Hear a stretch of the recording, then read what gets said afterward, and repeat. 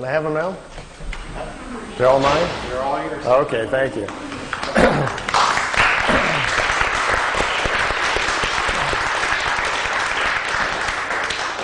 Well, it's nice to be back at Shift with all you fringe people. I kind of enjoy that. I never knew exactly what Shift stood for, so now that I know that it's fringe folks, I feel right at home. I got in, someone asked me a while ago how I got involved in UFOs and what was the interest, and I had to, my mind kind of jumped back real fast. I was standing on the Great Wall of China. Anybody had the urge just to go roam in China and so forth? I was in China wondering what was on down the road, followed the wall for a while, wound up going west to Xi'an and out western China. And as you keep searching for things in life, your questions get bigger. You go out there like to solve a few things like, who am I, how do I fit into the scheme of all this, and then you find out that every time you cross a border, somebody's got a whole new set of answers, knows everything about it, and thinks that they have all the answers. So you cross another border and almost have to start all over again. So there was the journey out through China into Tibet and down to Japan and over into Egypt and so forth. And after running through a few countries, I had heard that there was a gentleman in Switzerland who apparently was having contacts and conversations, if you will, with someone from another planet. And I thought, oh, here's some good stuff. Let's go check that one out. So I saw the pictures, these beautiful, clear daytime pictures of these craft that were supposed to be from another planet. And it occurred to me, if someone was really visiting us from another planet and they were human and we could speak to them, imagine what we could learn from these guys. So I set off to go to Switzerland. Got there, and there was a farmer that lived there named Edward Albert Meier. Most people called him Billy.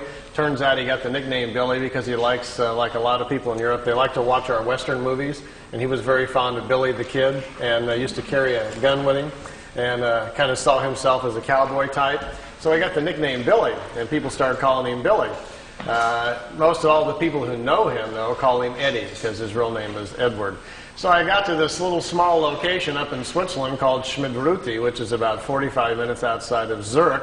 And I'm looking for this guy's place. It's not on the map anywhere. And I stumble into a little post office. And the postal guy says, well, you found it. This is the Schmidruti post office. And I says, well, where's the home of Mr. Meier? And he says, oh, he lives behind the post office in Hinter Schmidruti. So I've been looking on the map for this Hinter Schmidruti, and it wasn't there. And it turns out he lives right behind the post office. So I got on down the road. Make a long story short, I went looking for him at the farm, and turns out he'd become kind of a recluse, didn't want to talk to anybody. He'd had contacts for several years. The European press had just, done nothing but almost ruined his life through ridicule and drawing attention to him and calling him names and so forth. And so he'd had a very difficult time for a while, and it kind of closed himself off to the outside world. He had pulled about 15 people around him to kind of help him with his information. They'd been drawn to come to live with him. So they were all there, and I had a little chat with them, and they were all very angry and upset. How dare I come to the farmhouse, blah, blah, blah. And I said, well, I wrote you a letter. And he says, what is your name? And I said, my name is Winters, Randolph Winters. Oh, we've been waiting for you. We have some things to talk to you about. He says, okay, let's talk. Turns out that they were interested in me and wanted me to know if I could stay for a while, which I did. And I stayed there for 3 weeks. And I painted the barn. I went out and worked with the cows and did fencing, and had an accident on a tractor where the tractor fell over. We had great fun as the tractor tumbled down the hill and missed us and flew over my hills. Had some exciting times for 3 weeks. I found out we had a secret underground pyramid they had built underneath the building over there, a very large full-frame copper pyramid that you could go down into the chamber, crawl up inside of, and sit down on the thing, and I tell you, you go off planet right there. This thing has an accelerator on top of it that sends your mind off into different places. When I was young, my mother taught me a little bit how the mind works and how you get outside of your body anyway, so I did my usual thing that I do. But inside that pyramid, which had been built for Billy by these extraterrestrials, they told him how to build it. It really accelerates your meditation and your thoughts and your individual spiritual powers. So there was a lot of very unusual things going on there. But I didn't get to speak to Billy. He was walking around behind bushes and behind trees, kind of looking at me and watching me, but wouldn't come over and talk to me. So I was told, just leave him alone. When he's ready to talk to you, he will. He doesn't talk to visitors anymore. This was in '86. The last visitor he talked to was like in '84. He didn't. He really wanted to be left alone. So I left him alone. I stayed there the whole 3 weeks. Went back home to Los Angeles. Had to go back to work. Got home a week later, the phone rang. It was the farm back in Switzerland. Billy likes you. It's okay to come back. thought, great, like I just, I got to run right back on Monday or something. So I had to wait a few months, and then I got more and more intrigued. They kept calling me, and so forth. And while I was there, they had given me this stack of notes to read. It turns out the pictures that I had seen, which I'll show you some of them in a few moments, these beautiful clear pictures of these craft from another world, that was just kind of the end of the situation. As it turns out, Billy was brought to this planet. His spirit was put into the other side, the ring around the planet on purpose. He'd come here thousands of years ago, they said. They pull him into life occasionally. They understand how the other side works and how to pull spirits into body when they want to. Later on, I'll explain it a little bit to you if we have time or if that's something you're interested in. And it turns out that Billy's meetings or contacts had actually started when he was about 5 years old. He started getting these telepathic things and then visions. The voices got stronger and stronger. And when he was 7, the voice told him to walk out into the forest where he lives, the countryside in Switzerland, that someone was coming to meet him. He went out into the countryside to the designated area where he was supposed to go.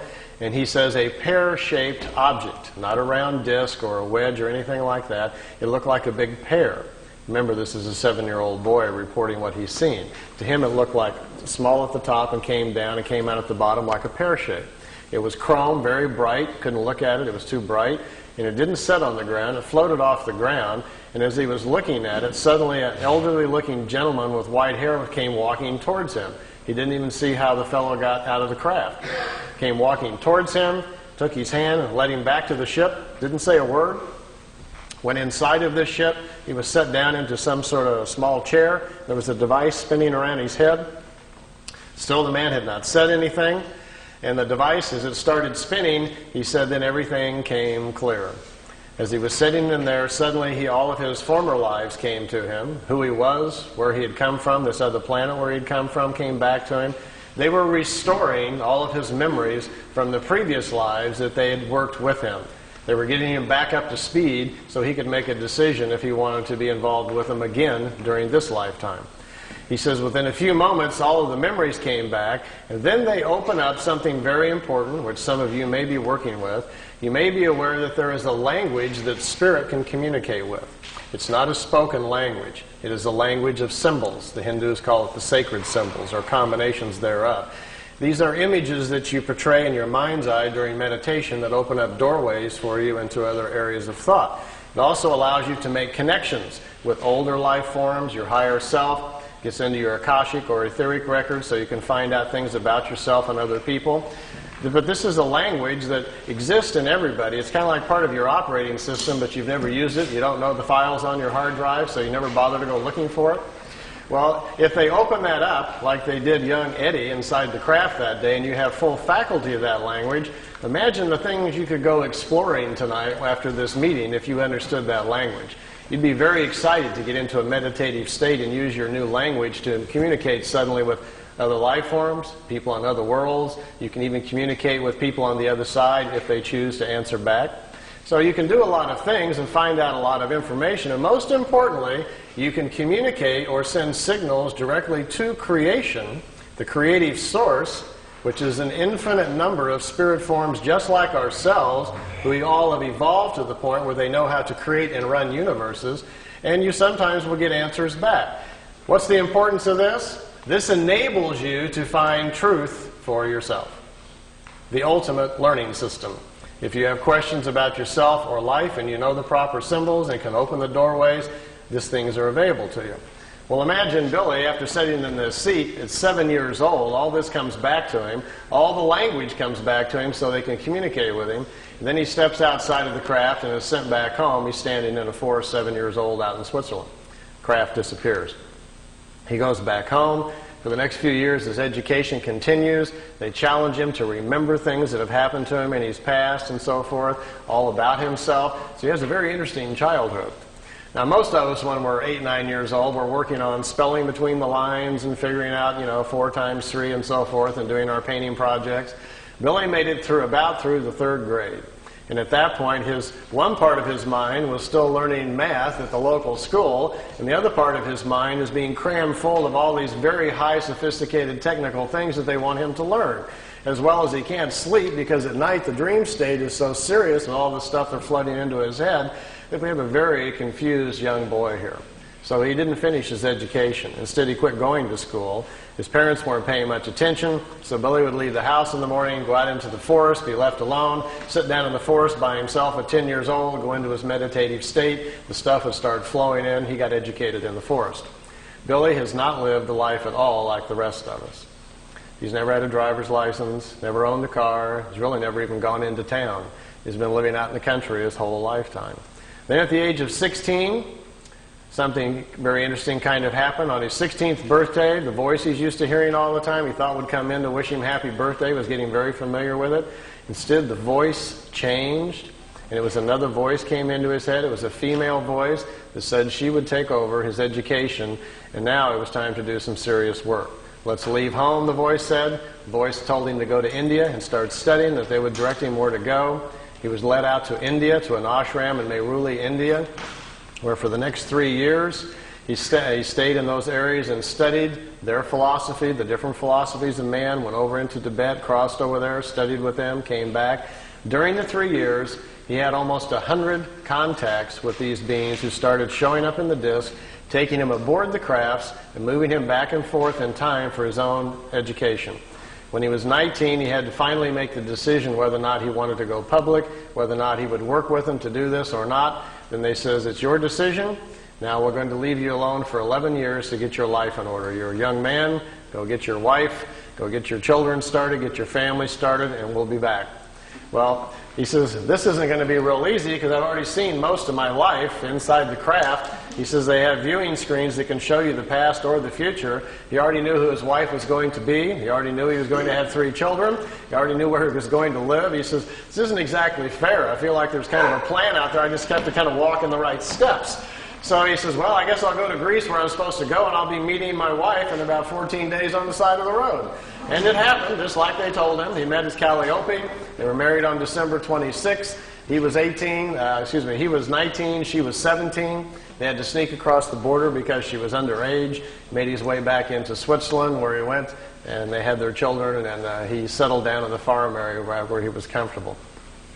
At this point, let me show you some of the pictures and things that happened to him. I know some of you have seen many of the pictures before, but I can see on some faces you haven't. We'll go through those rather quickly and show you some because they're always kind of exciting to see some of the pictures. I've got the slide tray going, and I'm on a leash here. Maybe someone could help me start the slide projector. And I think we'll have to slide a little bit this way now, so it'll go by this gentleman. You got room to come to it if you want. All right, well, let's see what happens to us here if we can get an image going here. Do we have any control over lights here? All right, light control. And let's see if we get a nice image here or where we're at.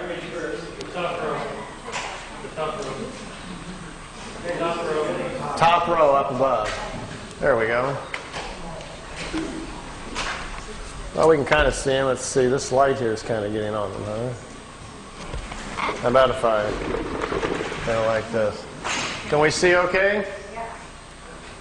Now imagine if your young childhood has been like this and you've been in India and you come back to Switzerland where the rest of us in our normal life are, just getting our jobs and going to college, and instead you hear the voice in your head again. It says it's time to come out and start the meetings again, and the voice tells you to bring your camera this time, we're going public.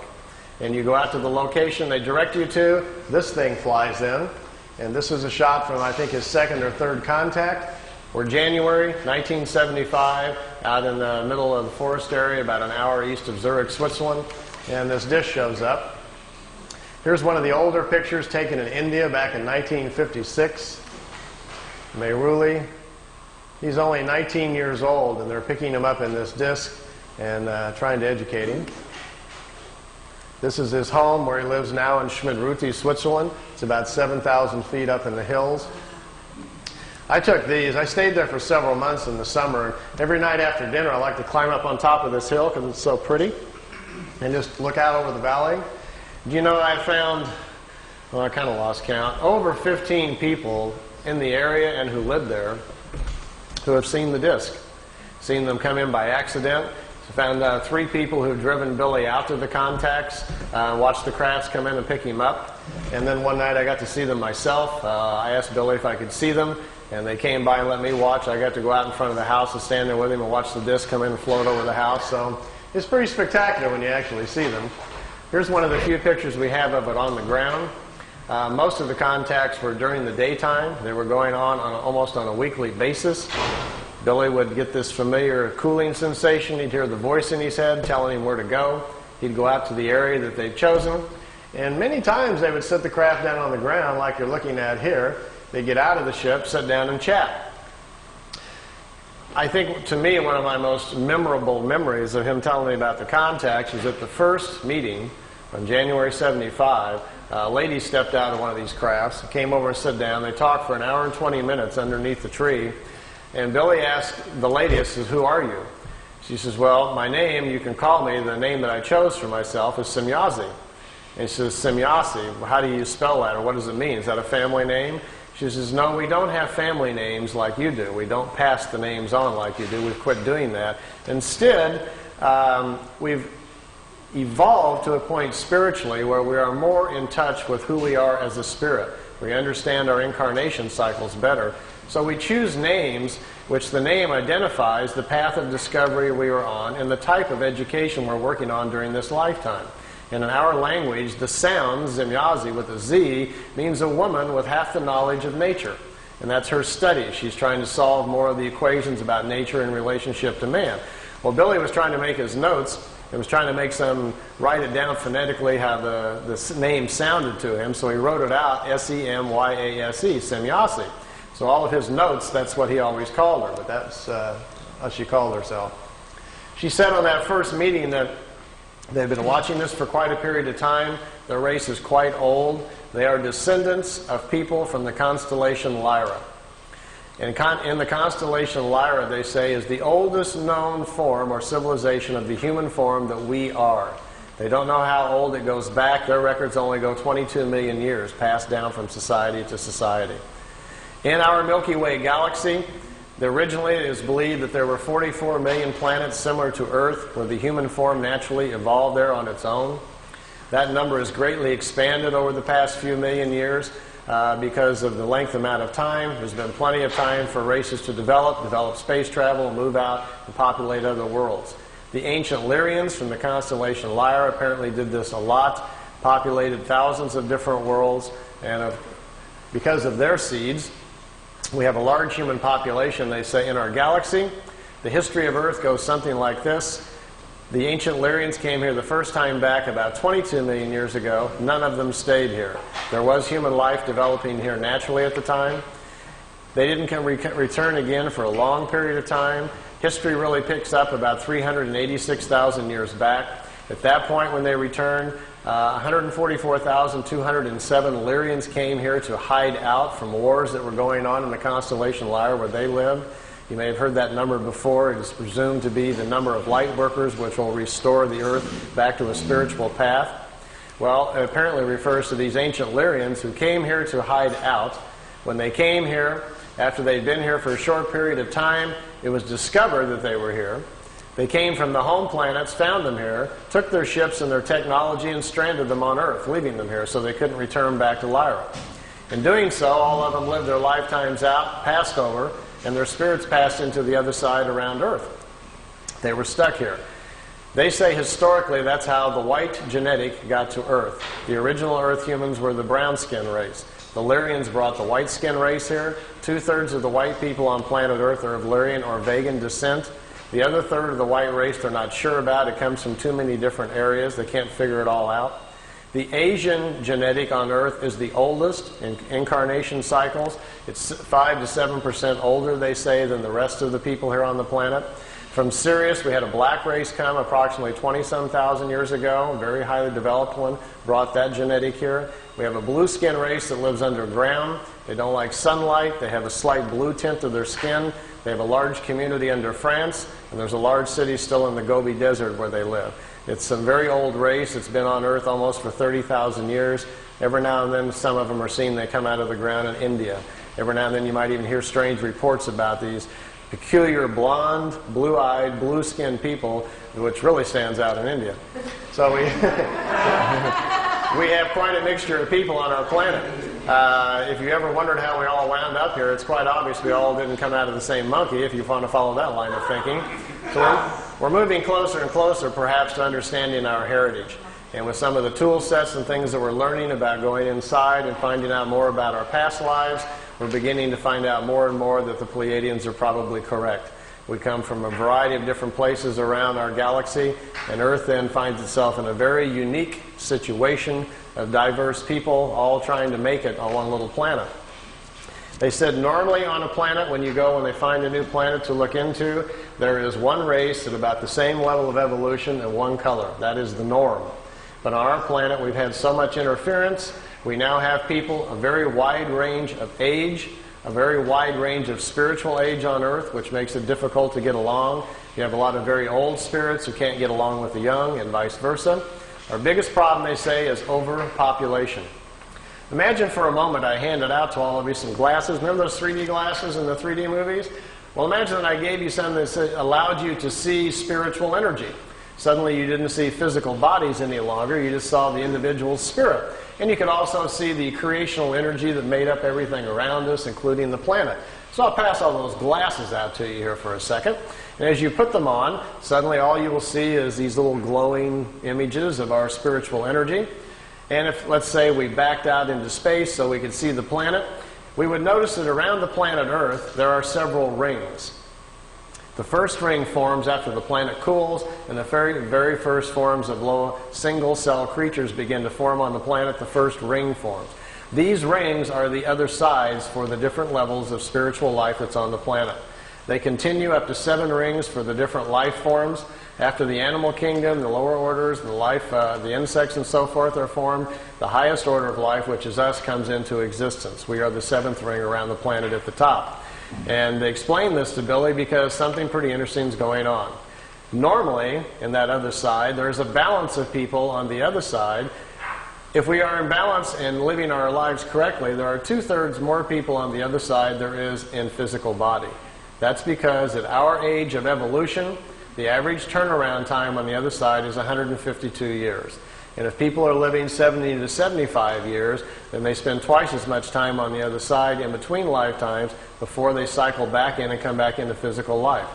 Our problem right now, we have overpopulated the planet so badly that there are too many young spirits on the other side. See, what happens is, let's say there's 5 billion people here on Earth, which there is right now, over that, and tomorrow about 50 million women become pregnant. Open up this window of opportunity for new spirits to come in. Well, with our glasses on, we can clearly look at the other side and see there's hardly any spirits on the other side. There isn't 50 million spirits to come in. They're already in body because of overpopulation. Now watch what's going to happen. As you watch the other side, you will see little dots start appearing, little glimmers. Those are brand new spirits being pulled into the other side. They're coming out of creation. Creation will sense that there are new spirits needed to continue nature's natural cycles. There's nobody on the other side. Creation flows new spirits into the other side so the cycles may continue. But what's our problem? These are brand new spirits who haven't had any lifetimes yet. And when they come into life, there is no accumulated wisdom to provide their intellect and aptitude, so they will have a normal life like the rest of us. So consequently, we have people coming in who cannot even manage the bodies they're in. They're very short on intellect and aptitude because they have no experience yet. So we probably will label them either sick, ill, we'll send them off to the hospital thinking they're insane or crazy, whatever. They'll have a very difficult time of it, probably die at a very young age. They see this as our biggest problem because we do not understand spiritually what our existence is about and how we really work with nature. So we're ignoring that. We seem very bent on pushing ourselves or worshiping with religions and belief structures which take us away from the basics of nature. So they see it as our major problem. And they said, quote, "We see you as an insane society rushing headlong to your own destruction that could only be averted by a change in mass consciousness." That was on Billy's first contact in '75. Judging by the evening news the last year or so, they were probably pretty correct. I'll dash through some of these pictures so you can see them. Here Billy's got them parking the disc by trees.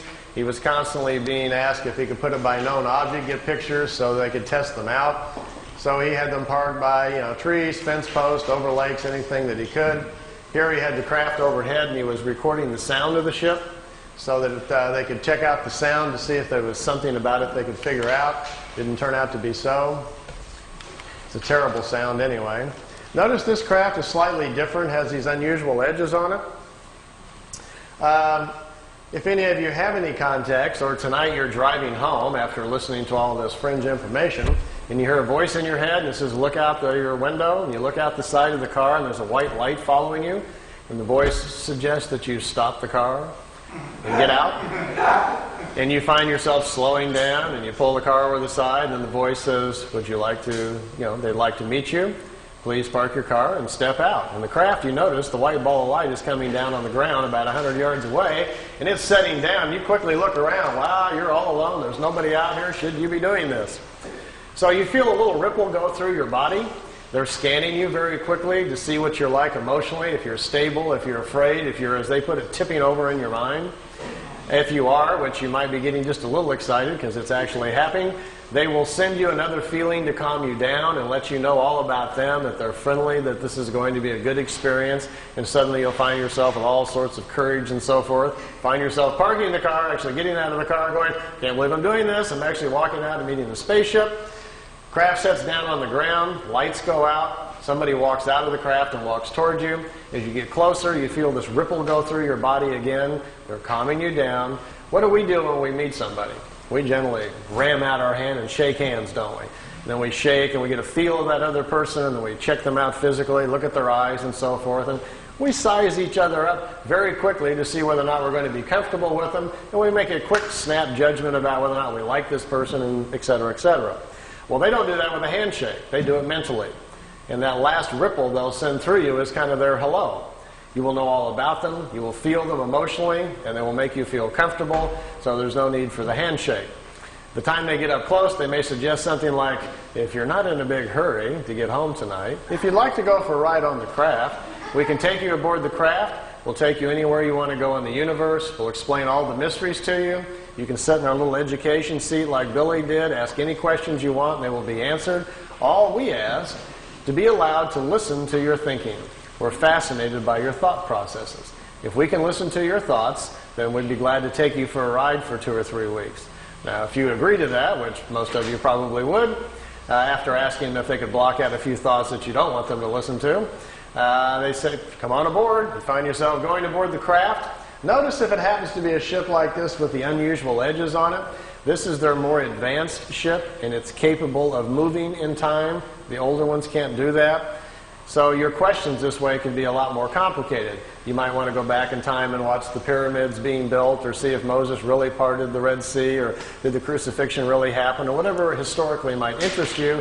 You could possibly ask these questions, and perhaps they would take you back and let you see for yourself. Well, they'd probably take you out there for 3 weeks. You'd have all these magnificent experiences. You could go to other planets, see other worlds, see other societies. Maybe even go back in time and watch yourself being born, or visit yourself when you were alive 300 years ago. You can do some rather amazing things if they would let you do them. Then they bring you back. You may notice on your chronograph watch that 3 weeks has gone by, but by now you have an understanding of time because they've educated about it, and you're not surprised if they bring you back the same moment that you left Earth time. And you get out of the ship and walk back over to your car, and your car engine's still warm, no time has passed on Earth, and you've been gone for 3 weeks. Now you get in your car and drive home. What's the first thing you're going to do? You're going to get on the phone and call us, aren't you? You're going to call somebody. You won't believe what happened on the way home from the shift meeting tonight. I've been out here, I've seen this. I've gone here, I've seen all these amazing things. And what are we going to say? Oh, yeah, sure. All that happened right on the way home, right? You got any proof? You haven't been gone, 20 minutes, so we're not going to believe a word that you say. If you're lucky, maybe they allowed you to bring back some samples of some kind, rocks or something from another world. Maybe you brought back some food things we don't understand. Billy has a peach tree in front of the house he brought back from another planet. When visitors come over there, they go eat a peach just to see if it tastes different. He has some unusual vegetables in his garden. On the desk in his office, he has crystals and rocks and stones that he brought back from another planet. Nothing that, too exotic that really twists your mind too much, but just kind of different than what you're used to seeing.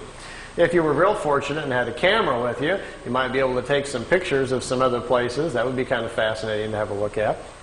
So these kind of experiences don't happen too often, but if they do, and that's the ship that you see, make sure your questions are big. And we want to know all about it, don't we? This is where we live. This is an artist's drawing of the Milky Way. If you flew in a craft up above the galaxy, notice out here there's a little yellow box on the bottom left there. That's where we live. That's where Earth is. By the way, the Pleiades are only 400 light years away, which means if we got in our Honda and set the speed to 1 light year speed, if we were traveling at the speed of light, it would take theoretically 400 light years for us to get to the Pleiades. But the Pleiades are just right there in the neighborhood. It's 53,000 light years to the center of our galaxy. So we're going to have a very fast ship to get anywhere. Even to get to the Pleiades, who's got 400 years, to get there? If we have time and you're interested, the theory of the crafts, how they work, how they dematerialize them, and how the power system works. If we have a chance later, if that's somebody you want to know, I can draw that out for you and show a little bit about how they're designed, if that's something you're interested in. This is what our galaxy looks like from the side. It's a spiral galaxy, similar to most other galaxies. It's a very normal one.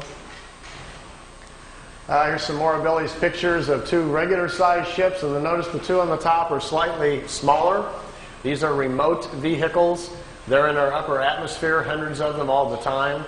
When you talk to people that claim that they're having visions or ideas, or they think they're psychically connecting with the Pleiadians or the Arcturians or something like that, in most cases it's with these little remote discs. They pick people, 20, 30,000 of them at a time, and they broadcast visions and ideas to people. They're generally never from Orion or Arcturus or Sirius or whatever like that.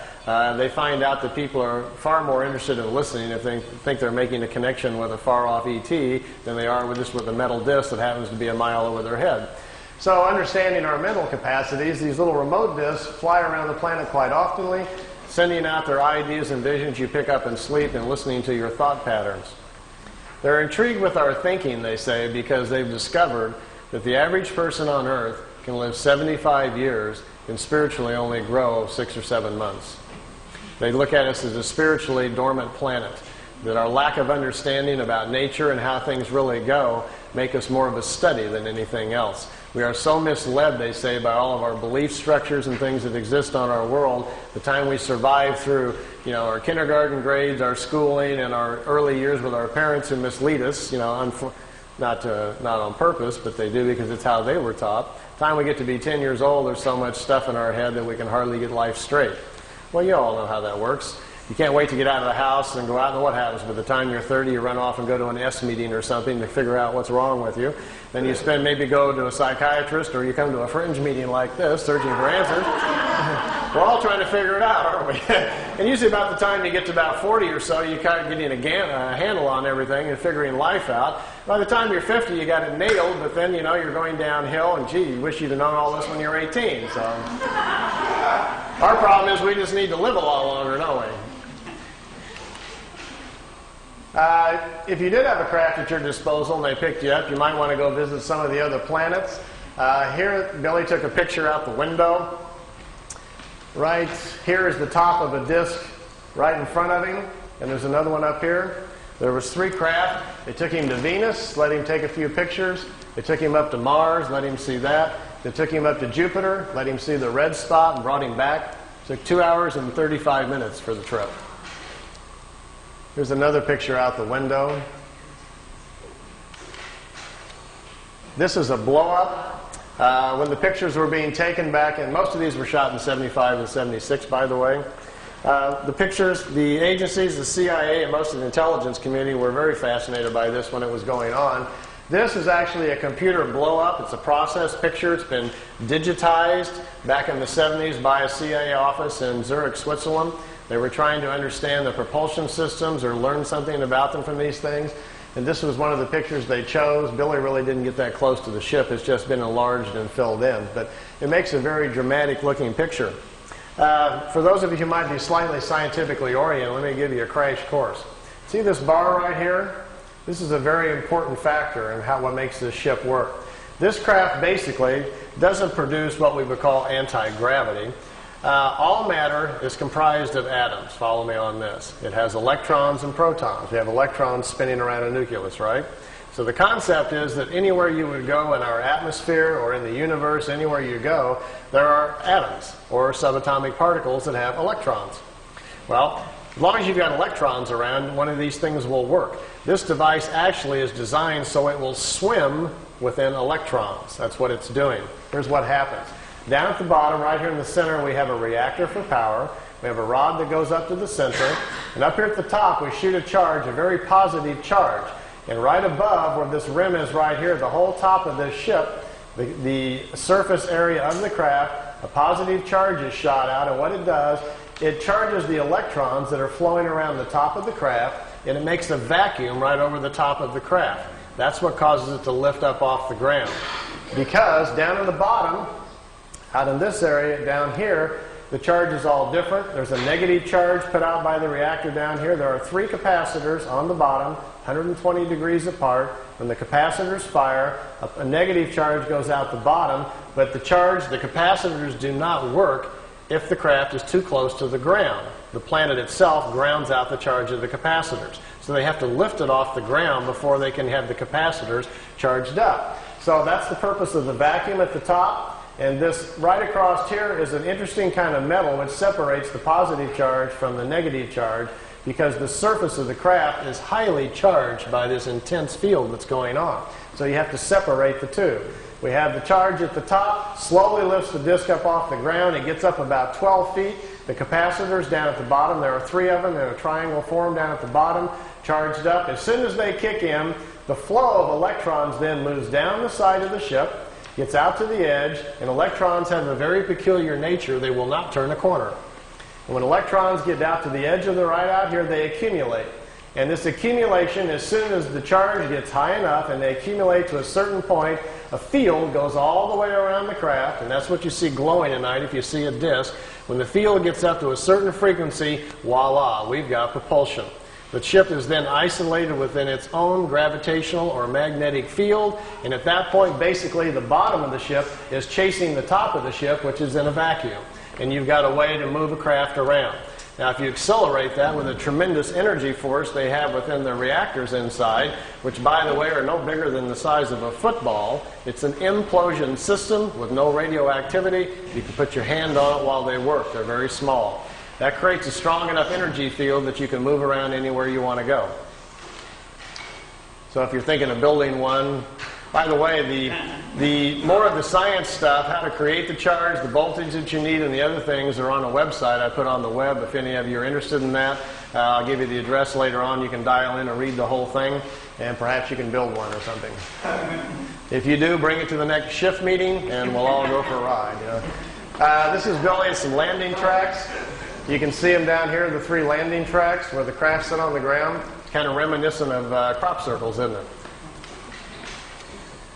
Here Billy's got his tripod out in the foreground, and the crafts are off in the background. Here we've got a regular sized ship and 2 little ones again. Those little remotes. This is a different kind of craft. It doesn't sit down on the ground. It floats. The bottom of the crafts are flat. Burns the ground up pretty good though. There's one at night. It wasn't a solid craft. It was just more of an energy field. Billy took several pictures of it. We have about 20 witnesses that also took pictures of this. It changed shape. Small objects came out of the large one, flew around the house. Billy tried to communicate with it, but communication wasn't possible. Later he was told that he had been paid a visit by a group of life forms, if you want to call it, from another world that do not exist in solid form. That there are many kinds of life in various shapes and forms, and some of them are non-physical. And the non-physical ones can move their essence or their energy field or whatever you want to call it to where they want to go. They get together in groups and kind of like jump to different places that they want to go to. Kind of like biolocating, I guess we might call it. And what you're looking at here is a picture then of a life form that exists in a non-physical form that biolocated to Earth for whatever reason, perhaps just curious about Billy. These are the last photo sessions taken in 1981. Billy's got them pretty trained by now to park by trees, as you can see, and known objects. He calls it the Italian wedding cake. The balls on top of it were experimental. They apparently have since dropped that design and no longer needed, but This is a matter displacement device. They first acquired the knowledge to transmit, or you might say teleport, their crafts on their very large crafts first, and then they're downscaling the technology here to the little ones. There's also a movie film of this coming in and zipping around the tree that he shot at the same time. And here we are coming in around behind the house. How would you like this to come floating through your back window? You look out and here's coming down in front of the house. That's where Billy lives, in Schmidruti. Like they say in Men in Black, some swamp gas reflected off of Venus, and you gotta. Well, as you can see, this is why this case has been about the most controversial in the UFO history, because with these kinds of things to look at and talk about, it gets everybody pretty charged up. And here they are leaving at night, taking off from the house. The film imbalance causes it to look gold. The craft is actually silver. Here you can see the bottom of it, what looks like some sort of crystalline objects down at the bottom with some sort of etchings all around the circumference. Okay, we'll stop right there. Okay, we can have the lights back on now. Everybody kind of watch your eyes.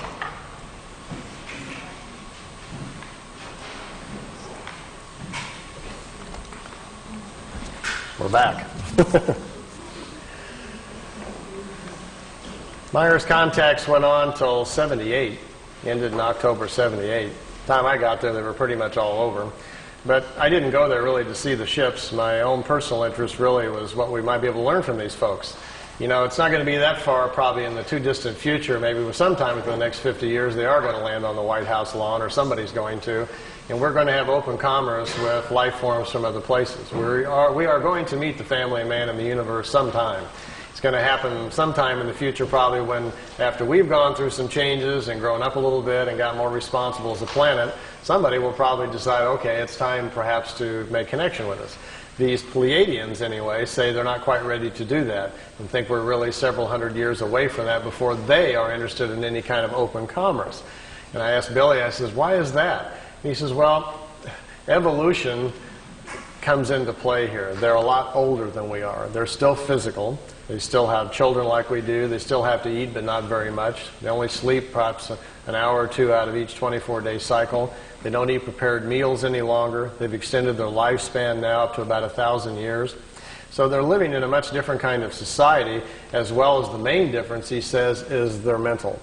He says talking to them is like interrupting a monk in the middle of meditation or something. And then you find out the monk has an IQ of 1,000. You don't even know what to say to this person. They're tremendously intellectual. They know what you're thinking before you even hardly get your thoughts together. They are tremendously insightful about our emotions. And they look at us almost, not unkindly so, but almost more like in a lab experiment. Like we might look at, some ants or a horse or something. There's a vast difference between us intellectually and mostly morally. He says they've evolved to a point on their world where they live a lot different than we do. There's this very small population there. There's only around 400 million people on the world. We have 5.5 billion people here. If you've traveled around the world very much at all, this is a pretty crowded place. The planet itself looks like there's nobody on it when you fly up in the air a little bit. But then you go to our cities and we're all just standing on top of each other, aren't we?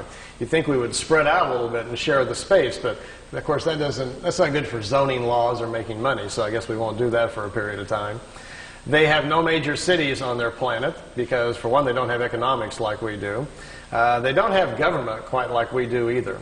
They have more of kind of a wisdom system where they find the smartest people in certain areas and put them in charge of certain things. What a concept. Perhaps if we did that. Yeah. Remember 2 or 3 weeks ago when they were trying to get us to go bomb Iraq again, and they were all the signboards were out in front of the White House? Somebody was holding up a sign which really summed it all up for me. It said, "Smart bombs, stupid leaders." And I said, that is the sign of our times right now. They're on the media trying to convince us to go over there and bomb a bunch of people and kill them again, And most of these people that are going to die, we're not at war with these people. They're scrapping for a living over there trying to feed their children. So that's where we are at as a country. We have smart bombs but stupid leaders. So We obviously have to make a few changes here. On their planet, for instance, if you have a Department of Agriculture, we would all get together and find our 10 smartest people about agriculture, and we would put them over here in a building, call it Smart Guys About Agriculture, and we would ask them questions. Well, we don't do that. Instead, we hire smart lawyers from South Carolina who just allocate funds for this and then take it back for that and stick it over here. Our whole government's based on shuffling money around, not about anybody knowing what they're doing up there. So if we would actually change our system to something like this, we may be on the beginning inroads to fixing some of our problems here. If you go to their world, it's seemingly very, very quiet. There's no cars. It's very peaceful. Billy says the people, for the most part, looks like either they're asleep or they're all in a trance. He says they're very, very mental. They communicate very openly, like in an open consciousness, like an open phone line. And he says there's something going on he didn't understand quite at first. He says, because we're not doing any of this. Imagine that all of us had become mentally so powerful that not only could we listen to each other's thoughts, but we got to the point where we could really honestly tune in with nature and understand it. You could really communicate with a leaf, and you could literally talk to a rabbit as it was walking by you. We were really tuned in with the world we were living in. And then it fell upon us, as the elders of the planet, to do something about a deteriorating environment. And all of us got together, and we knew the answer.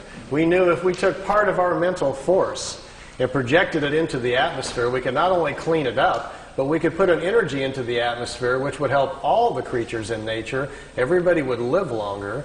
We wouldn't get sick any longer. Our metabolism would change, and we could control the quality of our physical life. We understood this. So we all sat down one day and said, let's do it. We took hands, we charged our minds up, we got into a higher self as high as we could, and we charged the atmosphere up, and it changed all the life on the planet. People quit getting sick. People quit being emotionally unhappy. It stabilized the planet.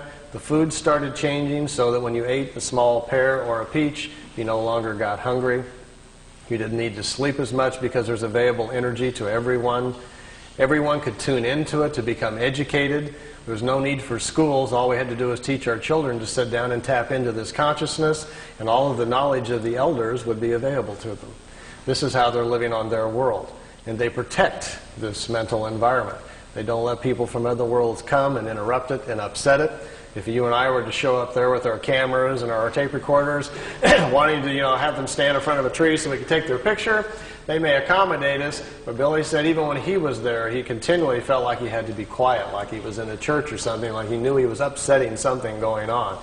He says they don't like a lot of visitors because normally the visitors aren't tuned into what they're doing mentally. And it's looked upon like a virus or a sickness in the atmosphere when lower life forms come to visit. I told Billy, I says, but I thought they'd ask you on a couple of times if you'd like to come back and live there. He says, yeah, you can do that. And I says, well, how would they do that? You being a much younger life form, or even me or somebody else, if we went to live there. I mean, they would let us do that? And they says, well, it's possible. They brought some people there. He says, they might put you in an out-of-the-way area. But he says, they have a way of redoing your thinking. They can fix your brain right up. I said, how do they do that?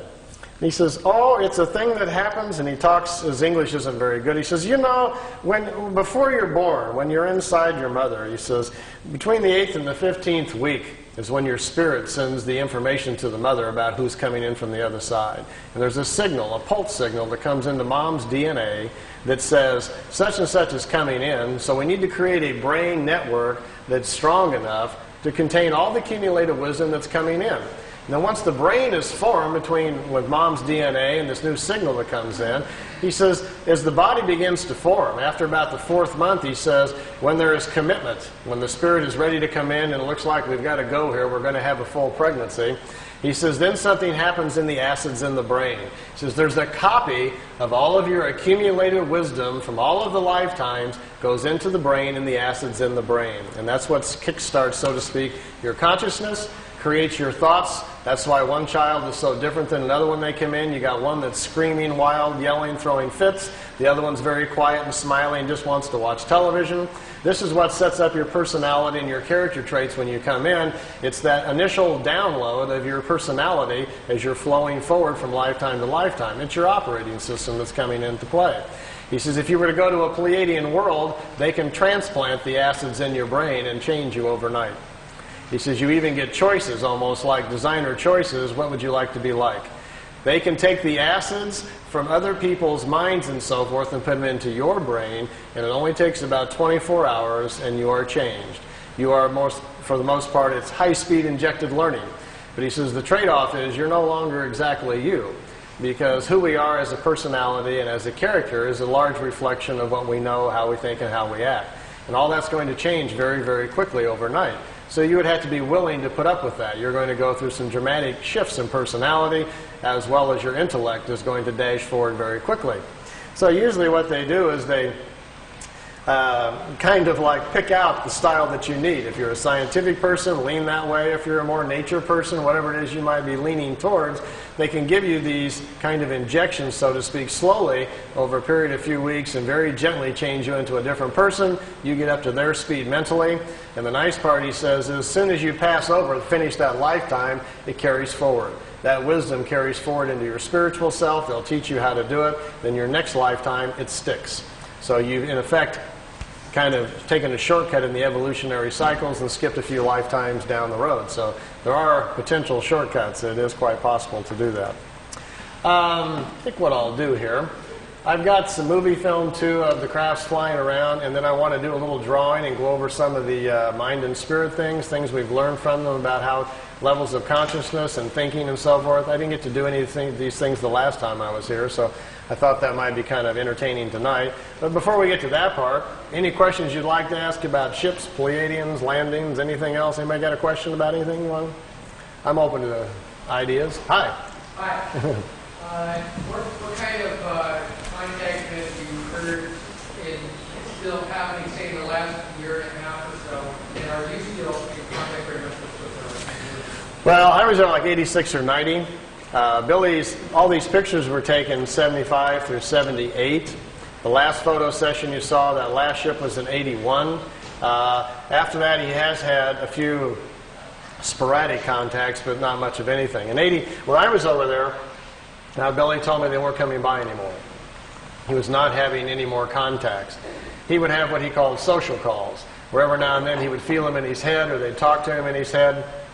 You might see the disc over the house for a few seconds. They would just kind of check in on him.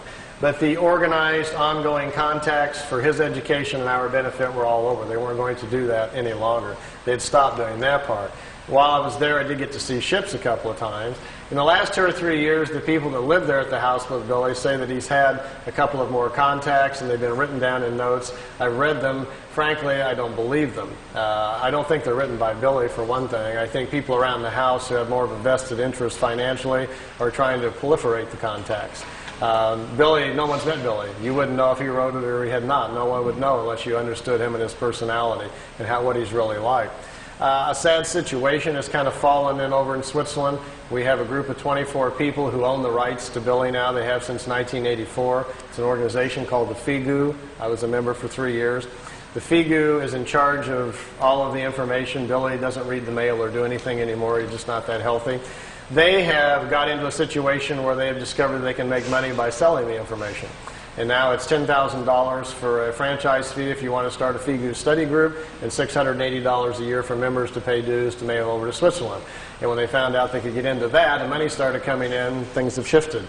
So we have a situation where the human element has come into play, and we don't have this warm, cozy little spiritual environment over in Switzerland any longer that used to be there 10, 15 years ago. So it's become kind of a machine now. It almost seriously borders, I hate to use the word cult, but they've gotten so closed-minded about things that it's going that direction. They're no longer open to other people's interpretations. They're mad at everybody, and it isn't a real healthy situation any longer. I kind of gave up communicating a couple of years ago. All I was doing was getting into arguments with people. Either they're mad that I don't come over anymore, or they're mad I wrote a book, or they're mad I'm doing this or that. And it's not why I went there to begin with. I was just a traveler on the road, stopping for my own personal experience and education, much like you go to the pyramids or the Great Wall. You go to benefit yourself and to learn and keep moving on.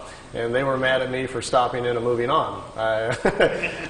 I resigned from the group in 1990. I wasn't mad at anybody. I just didn't want to be part of this group attitude any longer. I started getting nasty phone calls just because I would talk to other people, or they didn't want me doing this or that. And I says, this is getting really out of hand. I says, I'm not a follower type. quite plainly. I'm a road traveler. I'm a troubadour, if nothing else, or a vagabond. So you got the wrong guy to try to control and put the screws on. So then they sent me like a 5-page contract to sign that I wouldn't talk to anybody and only do what they told me, and blah, blah, blah. And I just kind of chuckled and laughed. I said, last-ditch effort of a desperate group. So I made a nice videotape, sit down in the living room, thanked him very much for the experience, but resigned from the group, and thanked Billy for the experience, and I haven't been back over there since. So I'm just still going down another road, still looking for things, you know. Anything else you want to chat about? Have you got some contacts on Pleiadian? I did at Billy's, and they were in such an unusual way that it sounds pretty strange. I can't do it on my own. When I was young, my mom was part of what was called the National ESP Board in the 60s. We had a guy named Harold Sherman, Little Rock, Arkansas, was teaching the government what ESP was. My mom was one of those 5 people they brought in that was clairvoyant. And underneath it all was the government trying to see if we had these unique people who could see what the Russians were doing or whatever, you know. My mom could see what was going to happen tomorrow. She couldn't see beyond that, like short-range, clairvoyant type. And because she could do things and was very into it, at an early age my mom taught me all about the crystals and floating things and where the different areas of your mind are. So I knew a few things when I got there.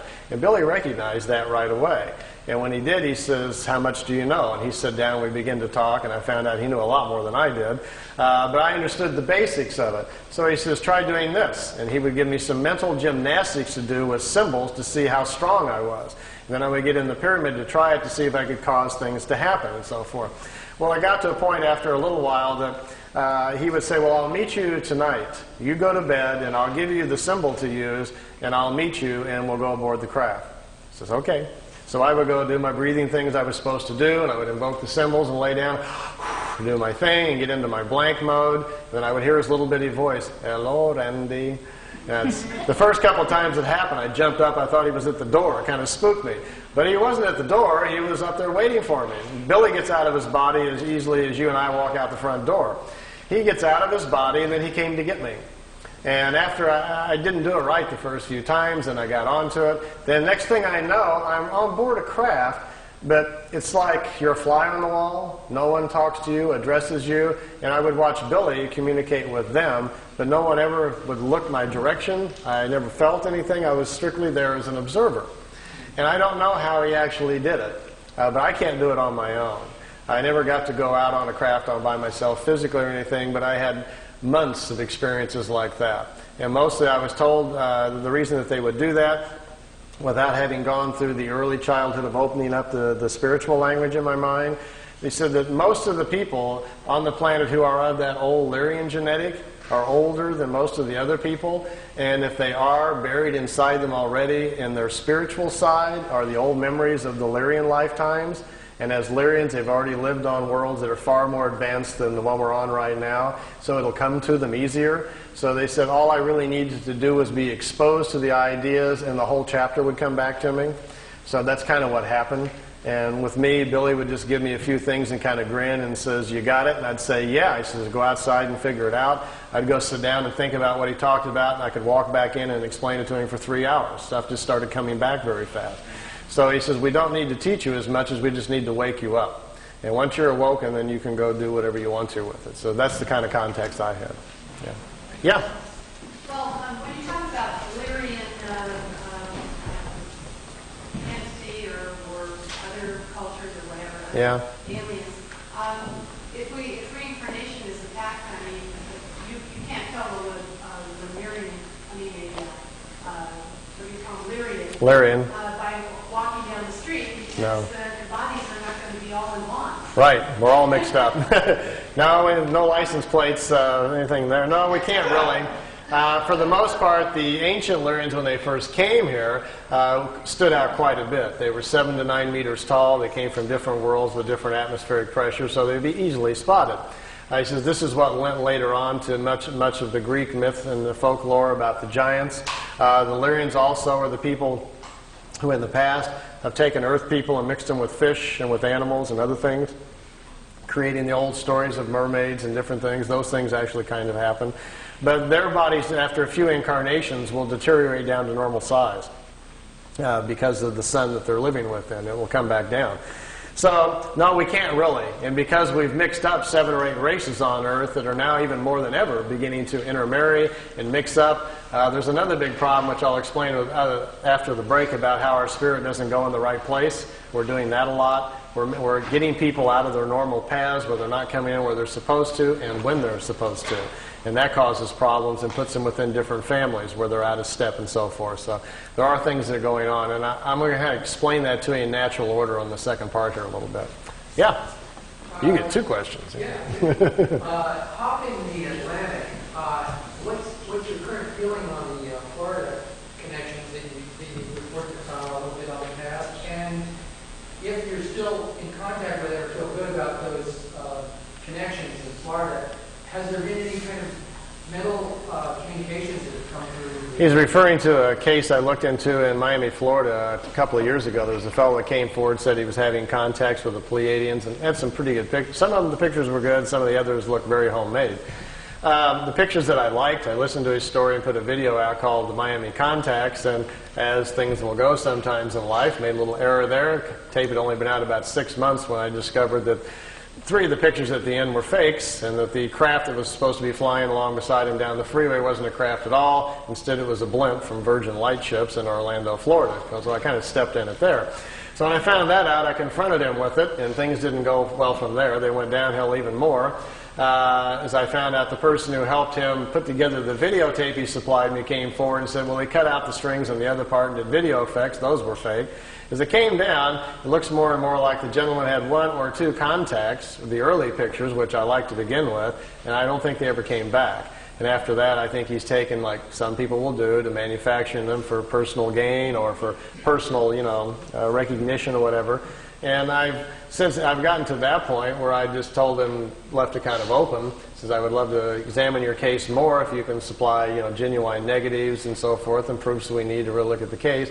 But at this point, it looks to me like you're just manufacturing things and make it up. So I'm not wasting any more money on it until, whatever. So I've just kind of left it open, and nothing's happened for the last year or so. Yeah? Yeah, I used to be into making pyramids years ago. I built some rather good size. I had a 3/4-inch copper pulling pipe and followed many books on it. That pyramid phenomenon in Switzerland sounds very fantastic. Do you have any no pipes over there. The size of the plans or what they actually did? The pyramid itself, you can't stand up in it. It's probably this high, and it's solid copper. There's no tubes. It's a solid copper frame. Really, the solid ones are the only thing that really work. The tube ones are very, very mild, and the effect is not very strong. But the dimensions are same as the Great Pyramid, the standard pyramid geometry. It's a 4-sided pyramid, just like the Giza Pyramid. The top of it, though, has a little device on it. It's an accelerator that accelerates the mind waves. So when you meditate stronger and deeper, quicker. So you're out of time within seconds. You don't know where you're at, and you're not allowed in it unless you have the buddy system. Somebody has to watch you go in, and the timer's put on, and they watch you. I wasn't that good, but a couple of the people there at the center float when they get in. After about 10 minutes, their bodies get to such a high state, they start twisting, and they're just turning around in the air. And they have to be on a timer to bring them back down. They watch their bodies so they don't fall on their head and things like that. So some of them are quite astute at it, much like the people in the East are at it. The accelerator is no longer there. It was taken from Billy. The Pleiadians took it back. They made it for him and provided it. They took the accelerator back, so it's no longer on the pyramid. But this pyramid's solid copper. So it's solid, all the walls, and it's like a little entrance. Yeah, you go underneath. It's copper, right? Yeah. Yeah, you go under, you crawl underneath, and you come up inside of the pyramid and sit down on your little pad and get into position so your head's 2/3 of the way up, the critical spot there where the waves come in. The function of a solid pyramid is to block out the world. See, all of us are broadcasting all the time with our minds, but we're not used to listening to other people's thoughts. Instead, our fields protect us from that so we don't hear it. So my point is that we are living amongst everybody else's broadcast, and plus all the stuff that's in the air all the time, from radios and TV and everything else that's in the air. But you're just not consciously aware that your mind has to defend itself from all these field energies, as well as properties that are moving in the universe. The function of a solid copper pyramid, once you get in, and the reason it's copper, that's the best defense against other kinds of field energies. So you're isolated more, and that's what you're after. By becoming more isolated, your mind then no longer has to defend or protect itself, so to speak, from outside influences, and then can better do its own work. That's the concept. And then if you have an accelerator, you're no longer not only are you not protecting yourself, you're turning up the volume on your own mind. So you just move forward on the evolutionary scale about 1,000 years there, or 1,000 lifetimes very quickly, by suddenly being isolated, having your own field intensified. So there's a whole process Billy puts the people in the group through to learn clarity of thought, power of observation, to see things clearly. He doesn't let anybody in the pyramid who emotionally is out of balance, is prone to fears, anxieties. You have to learn to control all that before you're even allowed in it. So it's a whole system of mind and thought, which I'll go over with you a little bit on the next section. And once that's obtained, then you're allowed to use the pyramid, and then who knows where you're going to go from there. So, yeah. No, I never floated around. I'm not that good. But yeah, over here.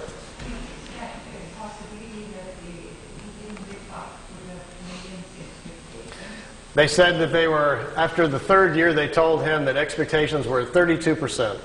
That's about where it was at. The contacts were stopped because Billy's health was failing rapidly from trying to control the group around him, which was getting very out of control.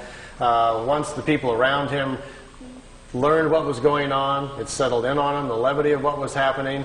This concept of being special set in on too many of them, where they thought they were better than everybody else and they'd been handpicked somehow for the planet.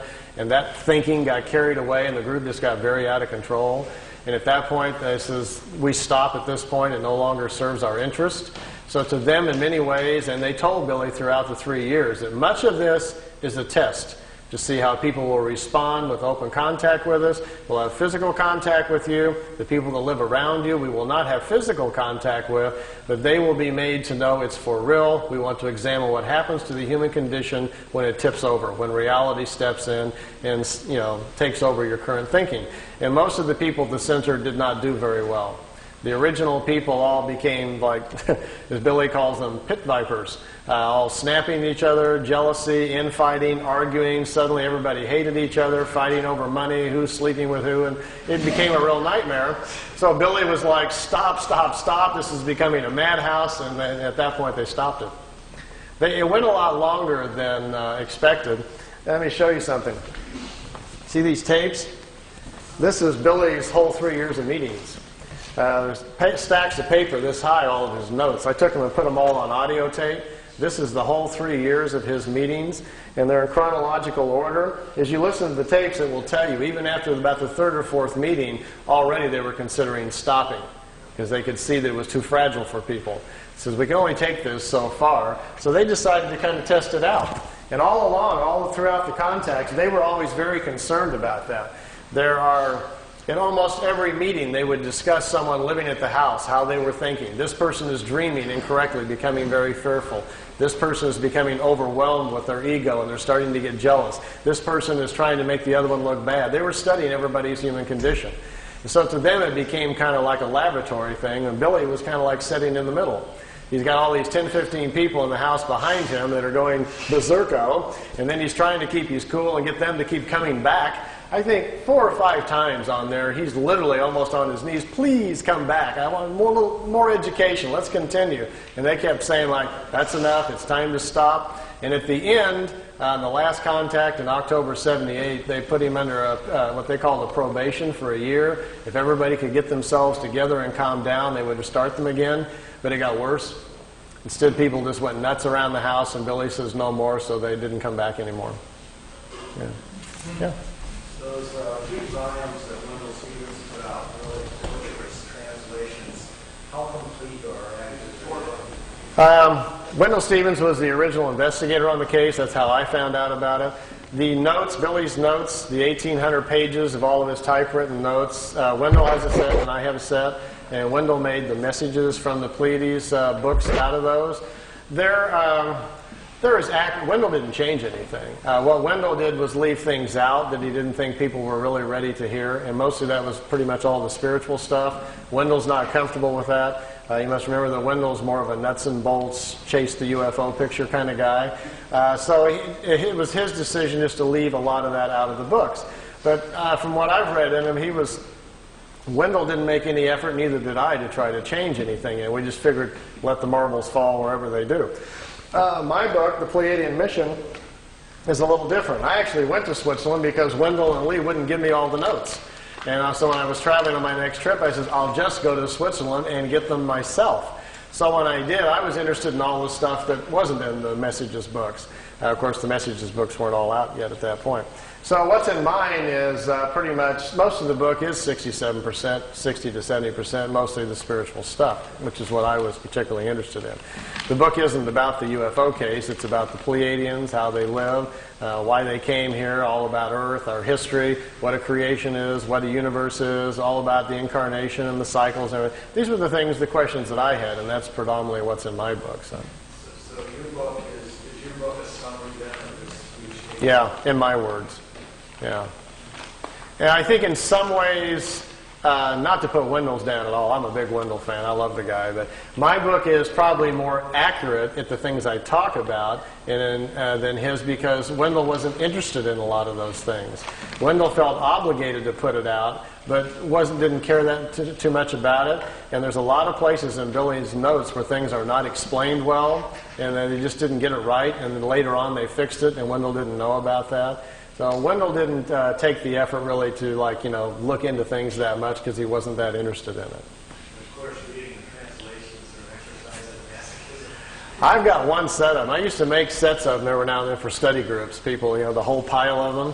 Yeah, well, they were translated by a German student who didn't speak English. So he got a dictionary and transliterated it, just word for word without fixing the grammar. So it's as you read it, after you read the first few pages, that you're about getting a headache trying to figure out where the adjectives are. Why isn't the adjective over here? And we don't speak that way. But then you get used to it. You get a flow after a while, and you kind of look at sentence by sentence, and then you start reading them a little bit better. So the translations are lousy. The first 3 books of the 18 books I had translated in beautiful English. I paid $2,500 a book to a translator. I was going to do the whole 18 and then put them out on the market. And I just gave up. I couldn't afford it for one thing. And about that point is when I decided to get out of the figure, so I just gave up. And I had put the whole thing on audio tape, so I figured that was enough. And then I picked out the more interesting parts of all the notes and put it in the Pleiadian mission book and stopped there. It's just too big of a task. To do the whole thing. There's also some other books that Billy didn't give me, but which I read over there. There was 2 more books that Wendell doesn't have and I don't have. There's actually 20 sets of the books. But the last 2, there's very little information from the ETs at all in it. The last 2 are all about the people in the house arguing. All the fighting, people were suing each other. One guy called the sheriff on another guy, and somebody's sleeping with somebody. It's just a big soap opera, and that's why he never released those. He never gave them to Wendell either. It's a real interesting study of what happens to a small group of people in a remote area when something like this happens to them. They were just overwhelmed with it, and the human condition went crazy. So now none of us would do anything like that, I'm sure. But yes, I could write a whole other book just on the soap opera of my life inside the figure, all the stories and everything. But I'm not so much into the messenger, I'm into the message, so I really wasn't looking at any of that. I went over there for my own self to get educated, and that's all I really paid attention to. Well, let's take a little seat break. I see a lot of people squirming. And men's room this way, and ladies' room is that way. And I'll be at the table. He's down, and they're punching everything. You might want to squirm around in your seats just a little bit so you can see the TV. I've got a little extra videotape you might kind of enjoy. I mentioned earlier about those of you who on the way home tonight might catch a ride and get to go see a few things. What kind of food? Meier says he never saw them eat anything but like apples and peaches and oranges, just fruits and stuff. They don't eat. He says in their homes there's no kitchens. They don't make meals. He says basically they almost don't eat. They would just go nuts at a Jack-in-the-Box, I imagine,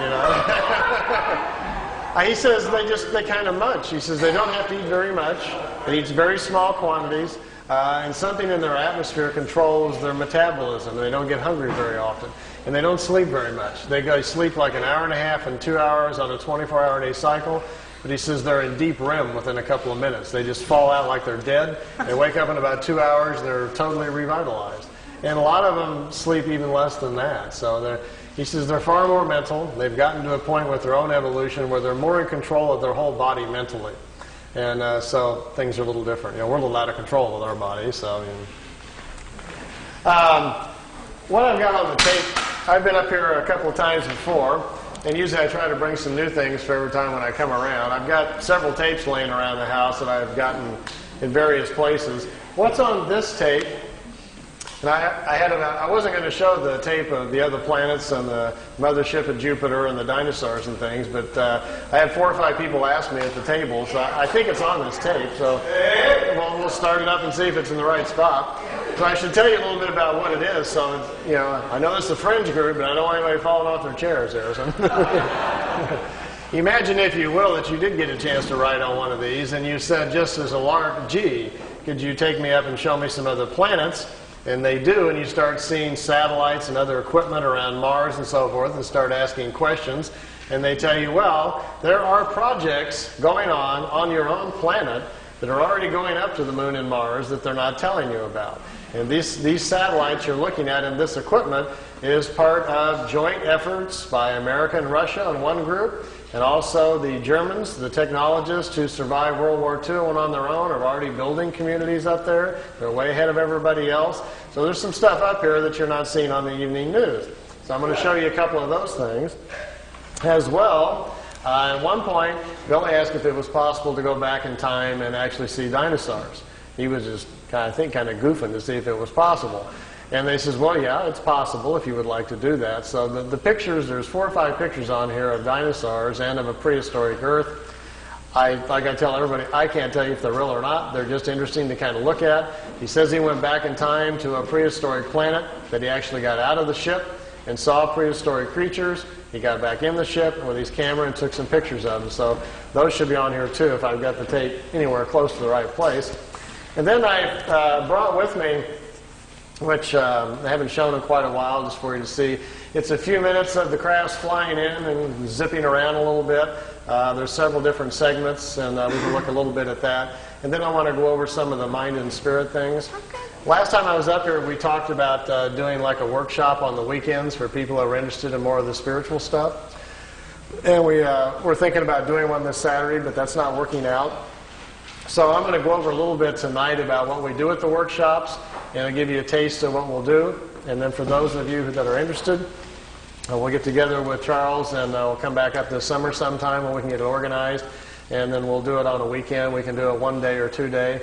If we do all of it, it takes me 2 days just to get through everything, if there's enough of you that are serious about doing it.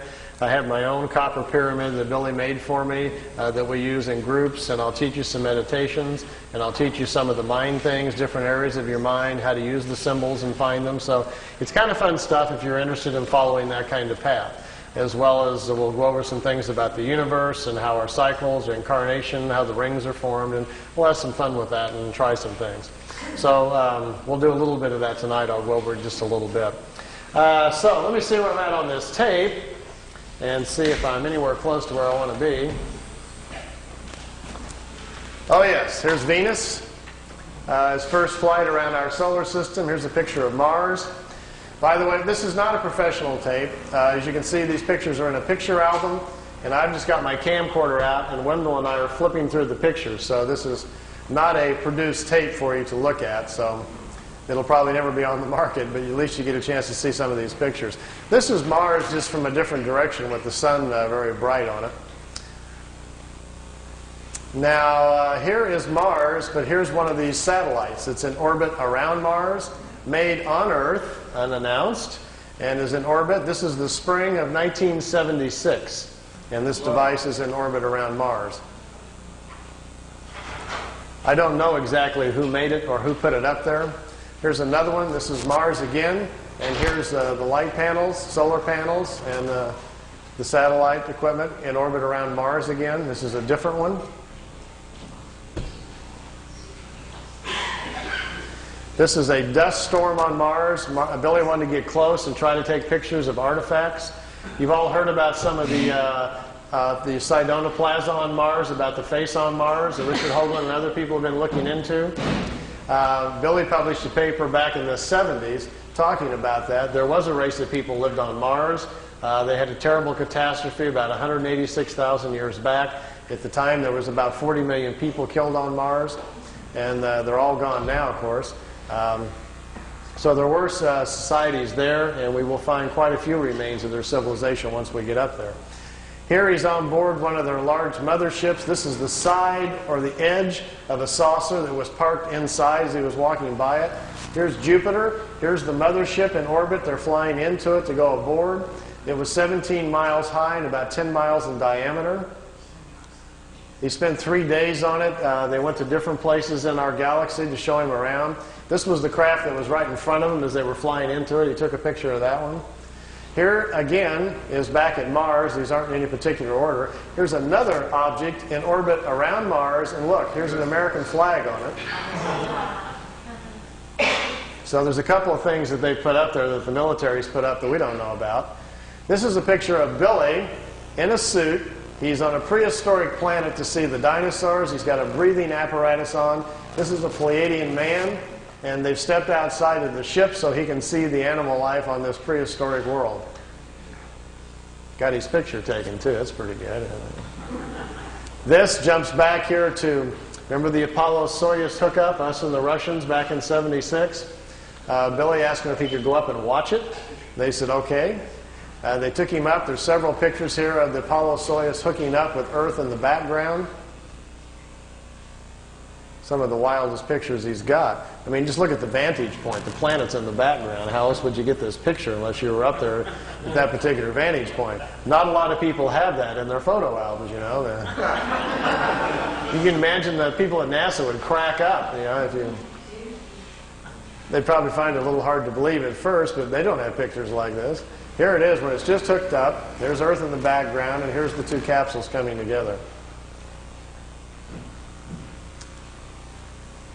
This is the top of the mothership. There's windows, but there was nobody in the windows as they came into it. We really missed out here. Billy shot, he said, 3 or 4 rolls of film inside the mothership, talking to people and going up and down the halls and so forth. He lost all of the pictures. They were all stolen from him. We've only got 2 or 3 of them left, and they're really practically nothing. This is a prehistoric Earth. They're back in time. That's Earth in the background. That's a moon in front of Earth, and he's looking over the surface of another moon. At that point, they told him there were 2 moons in orbit around planet Earth. We think we're about 60 million years back. Here's another picture over the surface. Neither one of those moons is currently the moon that's in orbit now. The moon that's in our orbit now, they say, has only been there around 5 million years. Look at this one. This is another piece of equipment in orbit around Mars, and it's huge. It's like a space station. And it's in orbit around the planet. It's also from Earth. We haven't heard anything about that, have we? Here's the dinosaur pictures. Billy's back inside the ship, and there's a viewing screen in the craft, and he says he's taking these pictures. Here's our first dino. He's got kind of gold-brown skin, got large hind legs, short forelegs, and a head that looks kind of amphibian, like a vegetarian type. Here's the second one. There's a bird here apparently dropping some food or something. Is that Charles? Charles dropped his food. This one's pretty hard to see. Here's the head of some sort of creature crashing through some bushes here. It's hard to tell. I know it's probably hard to see these anyway from back there, but just the idea that someone could actually go back in time just really gets my brain going. There's a bird. There's his eyes, some pretty nasty looking teeth. And the last picture after this one is the strangest of all. It's a plant that has an insect head.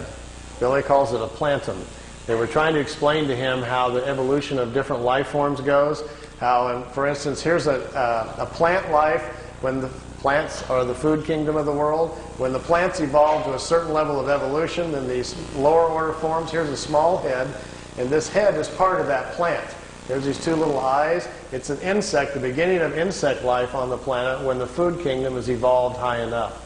There are 7 different stages, they say, of spiritual energies or creational energies on a planet that create the many different kinds of life forms. There's a transition from one kind to the next.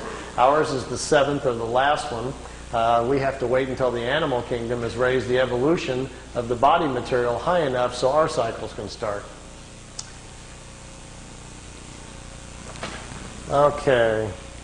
Oh, I didn't know these were on here. These are some of the Miami pictures.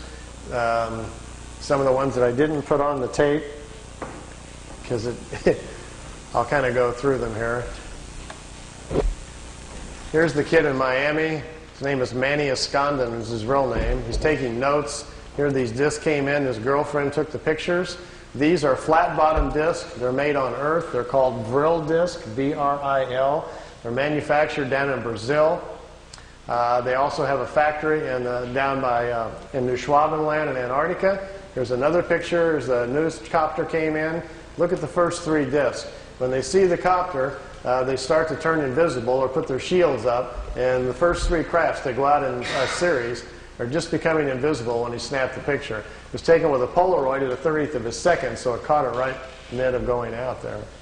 These discs were designed by German technology in the late 40s. The first ones we know of that were tested out were probably around 47 or 48. They're called Vril levitation devices. As you can see, they actually fly quite well. Notice the nice V formation.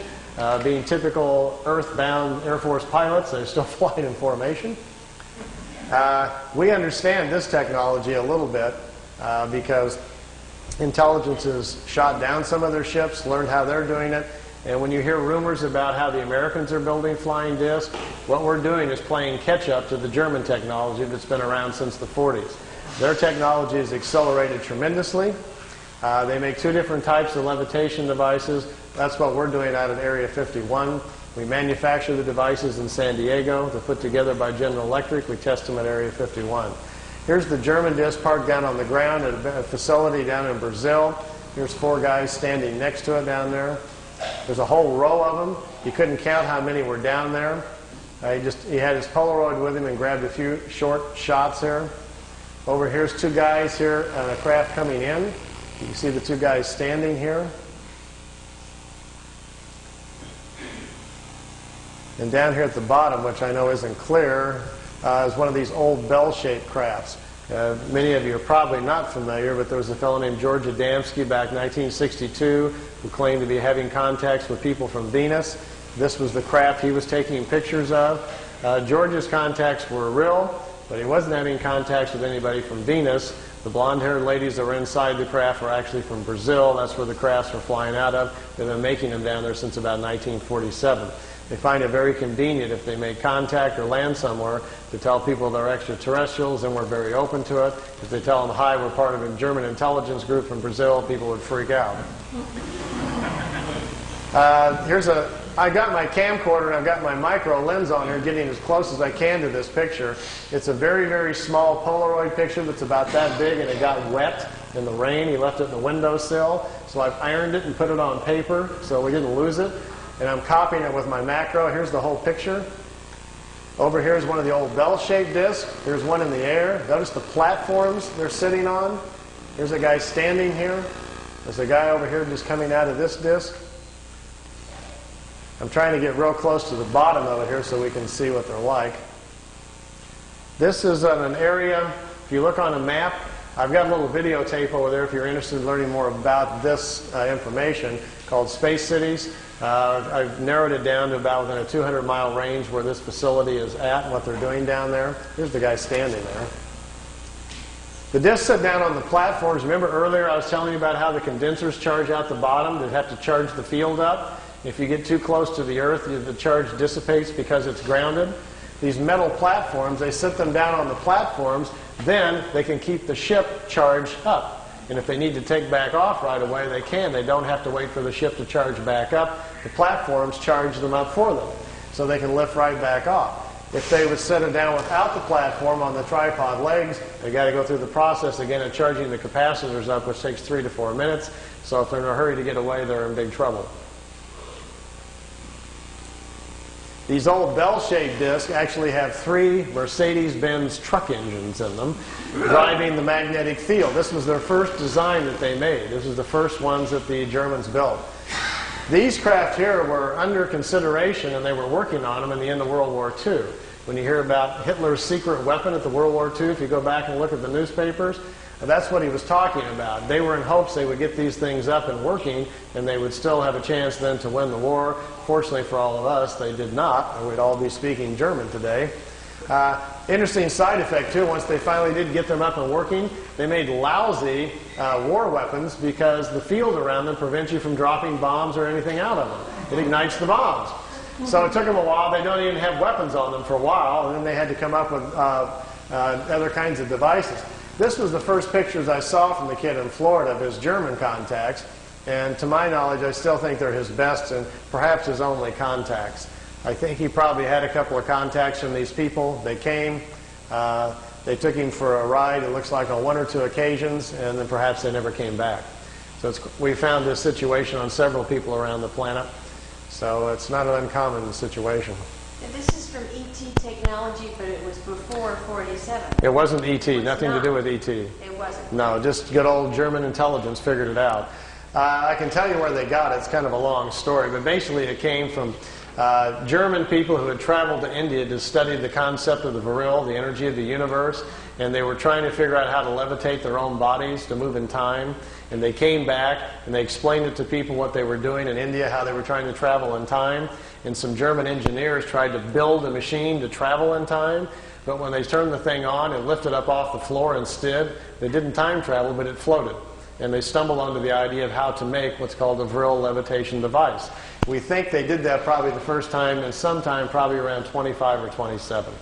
And then the concept laid around in private circles for a while and then became a potential thing during the war and then really didn't happen until after the war.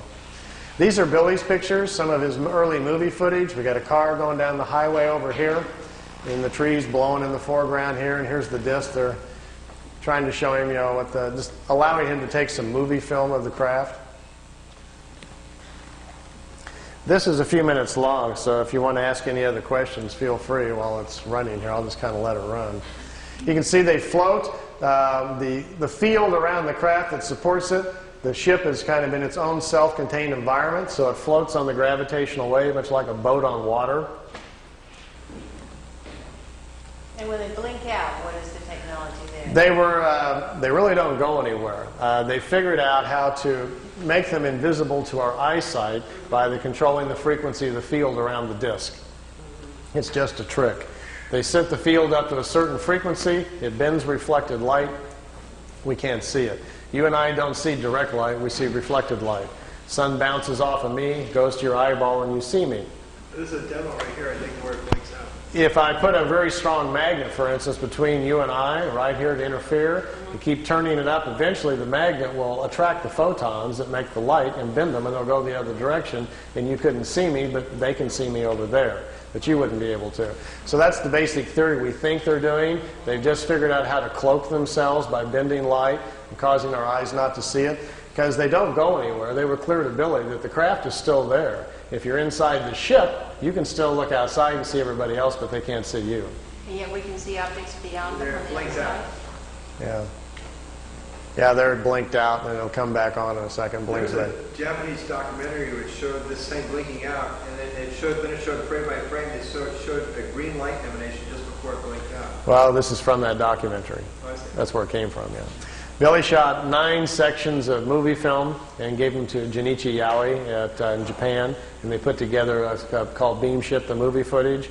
Originally it was called, a film came out in Japan called Contact, and then the Contact bombed at the box office. Nobody showed up to watch it.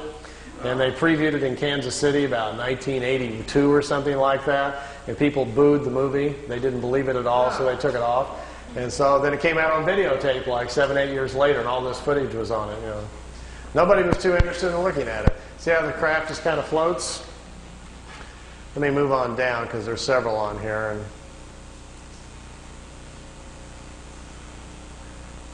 Billy's not really zooming in. He doesn't have a zoom. That's the Japanese cameraman excited. What you're looking at is Billy was in his living room showing this footage on his own movie projector, and the Japanese came over with their video camera in the living room sitting next to him, and they're taping off of his screen. So that's where we get this. Here's another section of it flying in. I'll kind of fast forward through some of these because I think it's kind of long. So. And how many ships can you look at, huh? This one's kind of cute because Billy's walking out in front of his camera, and he's trying to get them to perform some maneuvers, do something sensational for the camera, and they don't understand what he's talking about, and he will eventually get bored and just quit. You know. And there's the craft sitting out there floating out in the background.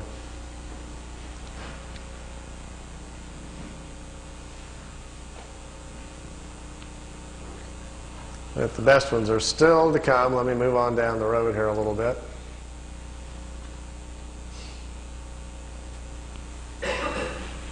The ones that are made by the Germans or by anyone else on this planet, how far can they go? We're not sure. We think the Germans have pretty much solved the whole problem. From what we understand, they are able even now to, they're going to other worlds. We don't know the distance with which they can go. We don't know for sure whether or not they've figured out how to be interdimensional or not. The ones that we're building are very beginning stages things where the crafts are still taking off with rockets. They get up in the air, they turn the drive on, and then the craft then operates from there. They're not taking off and landing with the drive units. We're a little behind in the technology here.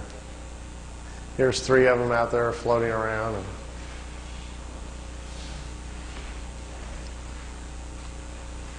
Is anyone else in league with the Germans? How with the Japanese? You know, that's the curious thing. I think at certain levels of security, obviously, on this planet, everybody knows what everybody's doing. So it's at some point up there in higher levels, everybody knows what the Germans are doing, what the Americans are doing. We don't know. We're the last ones to learn about it. But I tend to think that the Germans have probably, I like this one, that races across and then wobbles.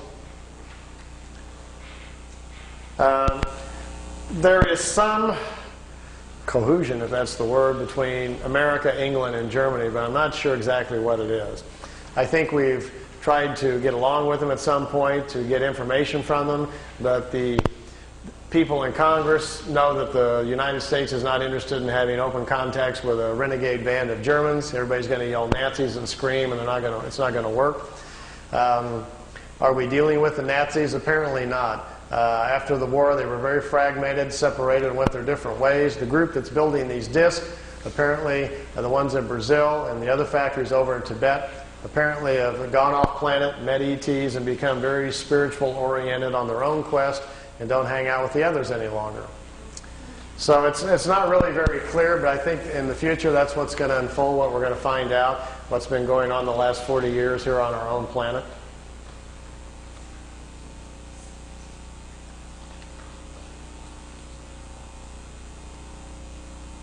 Notice when they go to the right or left, they have to tip it up, and then it kind of staggers to the right, staggers to the left, like an old Star Trek episode or something.